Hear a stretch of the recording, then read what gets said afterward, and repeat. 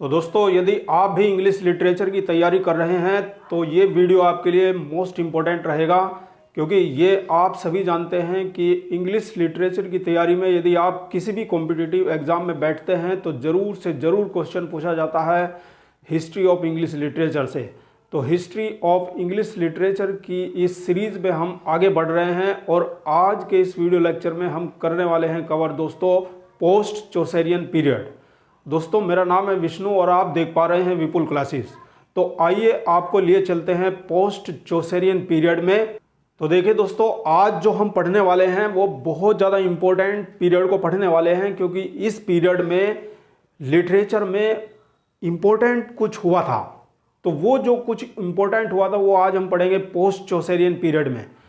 तो देखिए दोस्तों, आइए पोस्ट चौसेरियन पीरियड में चलते हैं। आप सभी को पता है कि चौसर की मृत्यु जो हुई थी वो 1400 एडी में हुई थी और 1400 एडी से ही पोस्ट चौसेरियन पीरियड की शुरुआत होती है। यानी पोस्ट चौसेरियन पीरियड में जो हम कवर करेंगे दोस्तों 1400 एडी से वो 1500 एडी तक करेंगे। यानी रेनेसां जो आया था वो 1500 में आया था, तो रेनेसां से पहले और चौसर की मृत्यु के बाद का जो एज है उसके बारे में हम आज स्टडी करने वाले हैं, जो बहुत ज़्यादा इम्पोर्टेंट रहने वाला है इंग्लिश लिटरेचर से। तो आइए आपको कुछ बताते हैं, बैकग्राउंड बताते हैं, स्टोरी आपको सुननी है। तो ये जो इंग्लैंड की हिस्ट्री से आपको कहानी सुनाएंगे, यानी बैकग्राउंड जो सुनाएंगे ये कहीं ना कहीं रिलेटेड रहता है लिटरेचर से, तो ये भी आपको पता होना चाहिए दोस्तों। तो देखिए दोस्तों, चौसर की मृत्यु हुई थी, अभी बताया मैंने आपको 1400 एडी में चौसर की मृत्यु हो चुकी थी। तो अब देखिए क्या होता है कि 1413 में राजा बनता है इंग्लैंड का हेनरी फिफ्थ। और हेनरी फिफ्थ जो राजा बनता है 1413 में, तो वो जो राजा कहा जाता है वो यंग किंग माना जाता है, यानी बहुत ही कम उम्र में वो राजा बन गया था और यंग था। और हेनरी फिफ्थ को जाना जाता है विशेष रूप से विक्ट्री ऑफ एजिनकोर्ट के लिए जाना जाता है। यानी विक्ट्री ऑफ एजिनकोर्ट जो है वो एक इंग्लिश ग्रेट विक्ट्री मानी जाती है।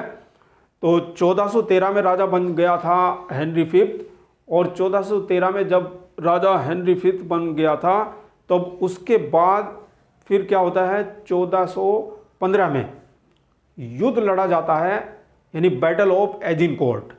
तो बैटल ऑफ एजिनकोर्ट में बहुत ही बड़ी उपलब्धि यानी बहुत बड़ी जीत हासिल की थी हेनरी फिफ्थ ने, जो ग्रेट इंग्लिश विक्ट्री मानी जाती है।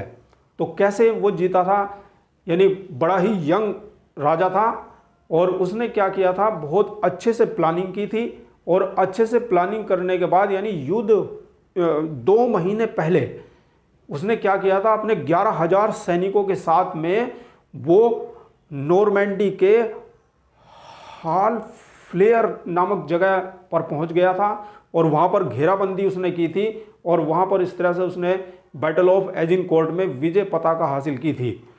तो देखिए दोस्तों, बहुत बड़ी विजय थी, बहुत बड़ी जीत थी, इंग्लिश विक्ट्री थी।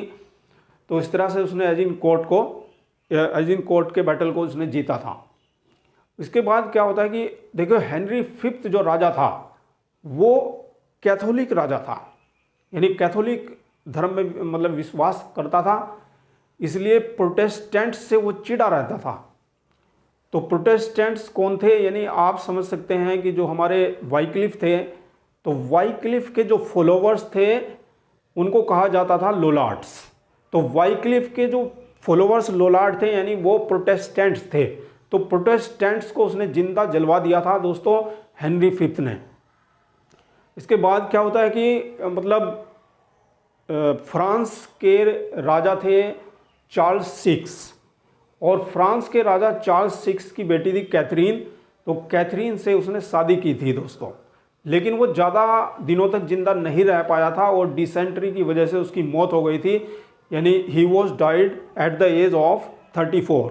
केवल 34 वर्ष की अवस्था में ही वो मर गया था। उसके बाद उसका बेटा हेनरी सिक्स गद्दी पर बैठता है, लेकिन हेनरी सिक्स जो है वो एक वीक राजा था, यानी वो शासन को नहीं चला सकता था, गद्दी को नहीं संभाल सकता था। तो इंग्लिश क्राउन को वो चला नहीं सकता था। ये बात पहुंच जाती है फ्रांस में और फ्रांस के लोगों को, यानी जब फ्रांस को ये पता चलता है कि इंग्लैंड का जो राजा है हेनरी सिक्स वो एक बहुत वीक राजा है, वो शासन को नहीं चला सकता है, तो जॉन ऑफ आर्क की अगुवाई में फिर से फ्रांस ने अटैक कर दिया था इंग्लैंड के ऊपर दोस्तों। तो ये एक इम्पोर्टेंट बात थी इंग्लिश हिस्ट्री से। अब हमें जो पढ़ना है, हमारे लिए जो मोस्ट इम्पोर्टेंट बात है वो आती है हमारे लिटरेचर में। तो लिटरेचर में जाने से पहले एक और घटना जो है पोस्ट चौसेरियन पीरियड में आती है, वो युद्ध जो है स्पेशल युद्ध है। 100 ईयर वार्स तो चल ही रहा है, तो ये जो एजिनकोर्ट का जो युद्ध लड़ा गया था ये भी 100 ईयर वार्स के अंतर्गत ही आता है। तो 100 ईयर वार्स के अंतर्गत एक और युद्ध आता है जिसको हम जानते हैं वार्स ऑफ रोजेस के नाम से। तो ये भी इंपॉर्टेंट है, कई बार ये भी पूछा गया है दोस्तों। तो वार ऑफ रोजेस का जो ड्यूरेशन होता है वो होता है 1455 टू 1485 एडी, यानी 1455 से 1485 एडी तक लड़ा गया था वार ऑफ रोजेस। अब ये वार ऑफ रोजेस क्या था?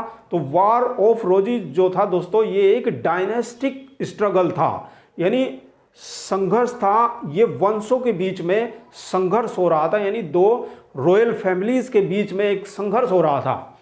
तो there was a struggle between two royal families, और वो दो रॉयल फैमिलीज थी लैंकेस्टर एंड यॉर्क्स, यानी क्राउन पाने के लिए, इंग्लैंड के क्राउन के लिए जो है ये एक संघर्ष हो रहा था डायनेस्टीज के बीच में। तो ये युद्ध कहलाता है वार्स ऑफ रोजेस। तो ये इसका आपको टाइम ड्यूरेशन आपको याद रख लेना है, जो 1455 एडी से 1485 एडी तक रहता है। और हेनरी 7 की मौत के साथ ये वाला युद्ध जो है वो बंद हो जाता है दोस्तों। अब जो मोस्ट इम्पोर्टेंट हमारा जो पार्ट आता है वो आता है लिटरेचर का, क्योंकि हमें जो पढ़ना है वो लिटरेचर पढ़ना है। लिटरेचर से संबंधित क्वेश्चन पूछा जाता है एग्जाम में। तो आइए लिटरेचर में क्या क्या हुआ था वो हम जानते हैं दोस्तों।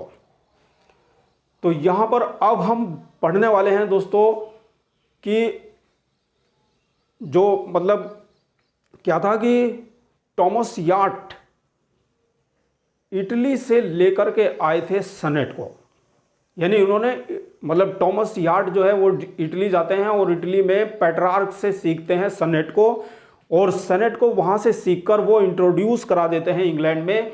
यानी इंग्लैंड में सनेट को इंट्रोड्यूस कराने वाले कौन थे?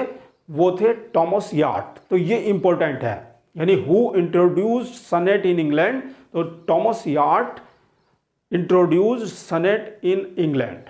अब क्वेश्चन ये है कि वो कहाँ से लेकर के आए थे? अभी मैंने आपको बताया है कि वो जो है इसे सनेट को लाए थे इटली से, और किससे सीखा था? पेट्रार्क से सीखा था। तो एक तो ये इंपॉर्टेंट बात है हमारे लिटरेचर में। अब दूसरी बात ब्लैंक वर्ज की आती है।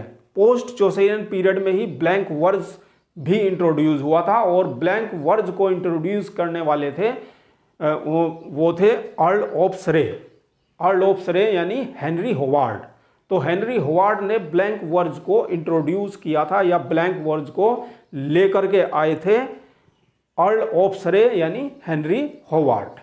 अब ये ब्लैंक वर्ज क्या है? तो ये भी इंपॉर्टेंट है हमारे लिए जानने के लिए। तो ब्लैंक वर्ज क्या होता है कि पोएम की एक लाइन जिसमें 10 सिलेबल्स होते हैं, और फर्स्ट फुट अनस्ट्रेस होता है, सेकंड फुट स्ट्रेस्ड होता है। इसमें मीटर तो होता है लेकिन कोई राइम स्कीम नहीं होती है दोस्तों। तो ये होता है हमारा ब्लैंक वर्ज। तो ये हमारे लिटरेचर की इंपॉर्टेंट बात। और एक सबसे इंपॉर्टेंट बात जो है वो आपको याद रखनी है, इसमें एक पोस्ट चौसेरियन पीरियड में एक बुक लिखी गई थी जिसका नाम था the book of Margery Kempe. ये कई बार एग्जाम में पूछा जाता है। The book of Margery Kempe important क्यों है? क्योंकि ये मानी जाती है दोस्तों first autobiographical book in English literature. इंग्लिश लिटरेचर में सबसे पहली ऑटोबायोग्राफिकल बुक है, यानी सबसे पहली ऑटोबायोग्राफी आप इसे बोल सकते हैं। First autobiography of English literature was the book of Margery Kempe. और the book of Margery Kempe जो लिखी गई थी, it was written in 1436 and it was published in 1501।